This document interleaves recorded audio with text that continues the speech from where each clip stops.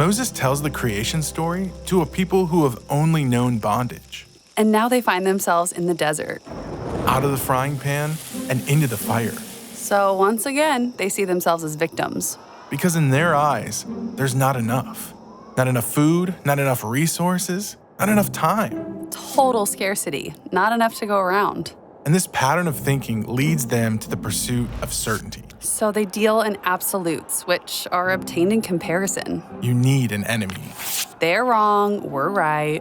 Which leads to perfection not only being the goal, but absolutely imperative. There's not even room for failure. There's only so much to go around, so you need to protect what you have. And this all forms a worldview, which is essentially the lens through which you view the world. And this particular lens is called separation. And this separation worldview says that isolation is a good thing. Okay, so just to recap, a separation worldview is one that says that there's not enough to go around. You have to be certain that you're right and everyone else is wrong. Anything less than perfection is failure, and no one is going to help you. You need to self-protect and self-promote in order to keep your small piece of the pie. Now, can you imagine what it would look like for an entire nation to operate in that worldview? It would be politically charged, polarized, highly suspicious, and in constant fear. I wonder if there's any modern examples of this. Moving on. But there is another way. Yeah, a better way. And it's what Moses shares with the Israelites. The creation story. It tells us how life was meant to be.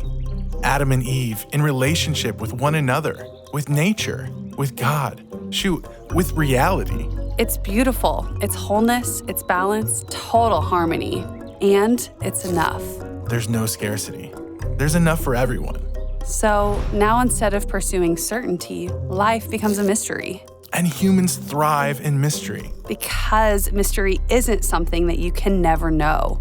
It's something that you can endlessly discover. All of a sudden, life becomes all about failability.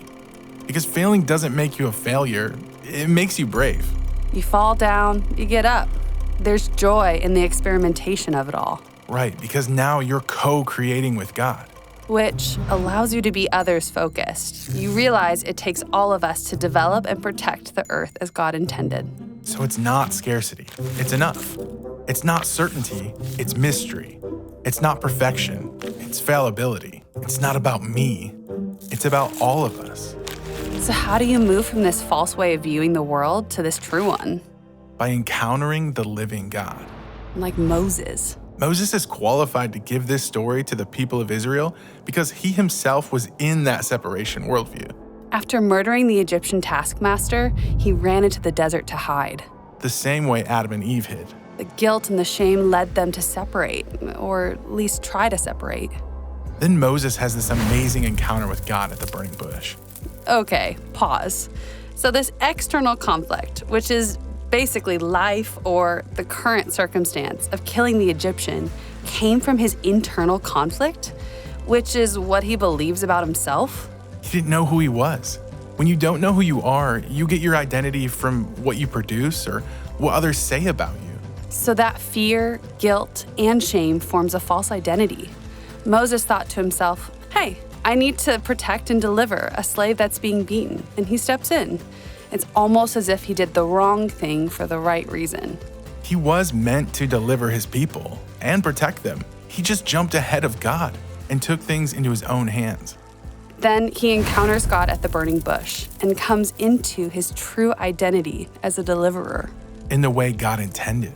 And then, boom, he's in the connected worldview. Just like that, which enables him to embrace the mystery of what's about to happen. He becomes courageous. And with this newfound courage, he has a sense of peace. He's able to move forward in the mystery and experience all of the creative solutions that God provides along the way. So Moses is walking these people out of the false worldview of separation, scarcity, certainty, perfectionism, and self-protection into a connected worldview. Where there's enough, and it's mysterious, exciting, fallible, and others-focused. And by doing this, they're actually walking into their true identity. They're becoming a new nation, a new kind of governance for the world to look at and say, this is what a nation can look like. The way it was meant to be, connected, whole, and resilient. The way it's still meant to be. This is the human experience. Every second of the day, we have the option to look at the world through a lens of separation or a lens of connection. We have the choice to live in our false identity or exchange it for a true identity, allowing us to live fully free, the way God intended.